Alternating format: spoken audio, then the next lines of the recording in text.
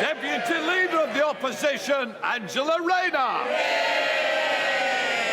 Thank you, Mr. Speaker. Speaking of the last election, the Tory manifesto promised to end the abuse of the judicial review. How's it going? Well, I welcome the much shorter question from the Right Honourable Lady today.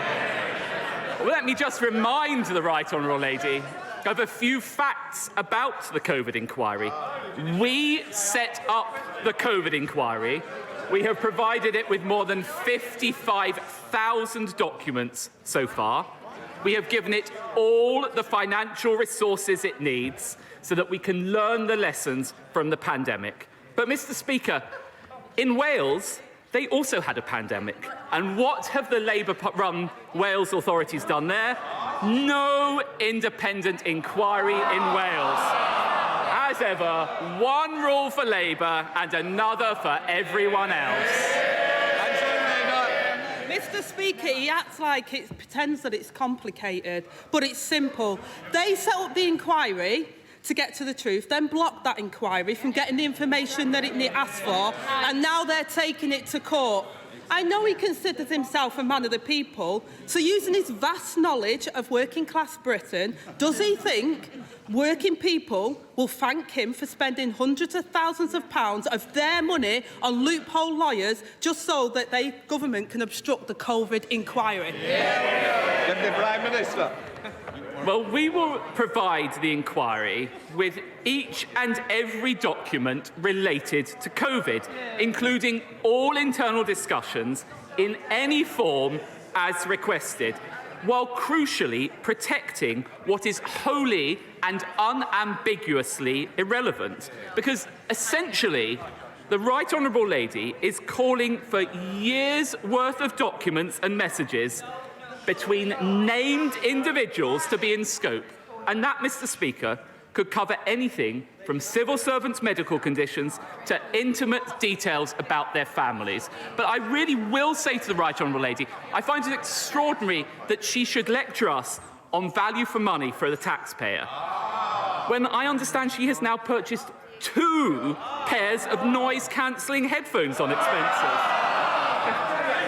Now, I will be fair to the Right Honourable Lady. If I had to attend shadow cabinet meetings, I think I'd want to tune them out too. Can I just say that Deputy Prime Minister was very good saying he was welcoming short questions. I'd also welcome shorter answers. Angela Rayner. Mr. Speaker, all we're asking for is what the COVID inquiry has asked for. And across the world, COVID inquiries are well underway. While his government hides information and shells out public money on legal bills for the Oxbridge One, the former Prime Minister is now demanding another $1 million to pay for his new lawyers. Now, I know the honourable gentleman and his former boss has fallen out, and maybe he wants to patch things up. But can he seriously say this is a good use of taxpayers' money? Deputy Prime Minister. If we want to talk about relationships between different people, I don't think we need to search her WhatsApp messages to know that there's no communication between her and the leader of her party.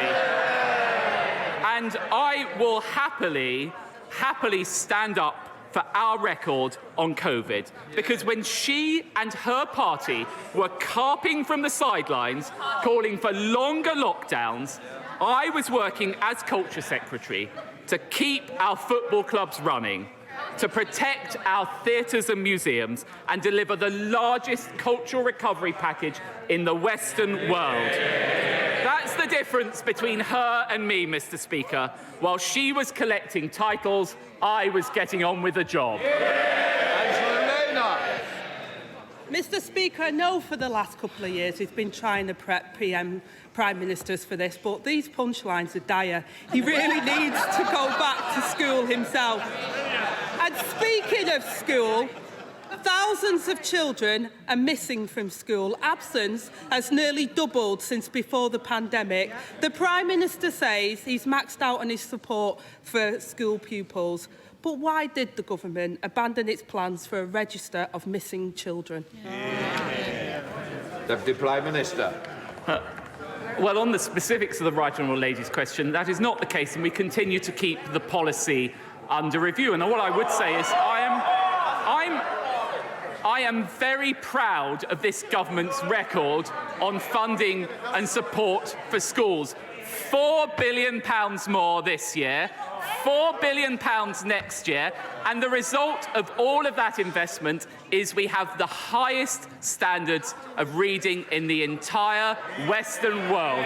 What a contrast from when the party opposite were in power. Angela Rayner. So there we have it, Mr. Speaker. Thousands of children missing, under review still. So let me ask him about something else that's gone missing. The Public Accounts Committee this week revealed that the government's fraud increased fourfold, with ministers overseeing the loss of £21 billion of taxpayers' money in the last 2 years. Can he tell us how much of our money they expect to recover? Deputy Prime Minister. Well, Mr. Speaker, we are working tirelessly to recover those funds and we have made huge progress already. But again, if the party opposite wants to talk about good use of taxpayers' money, what do we have from the party opposite? Plans for an unfunded £28 billion spending spree. And what would that do? Drive up borrowing, push up interest rates, adding £1,000 to everyone's mortgage.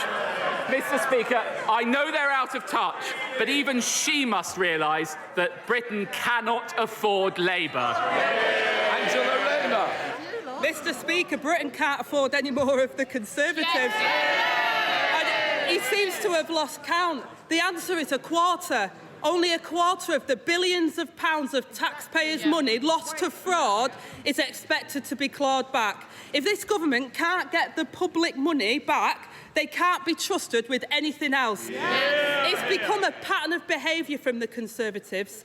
An inquiry missing the evidence, schools missing their pupils, taxpayers missing their money, and ministers missing in action. And all the while, working people pay the price for their mistakes.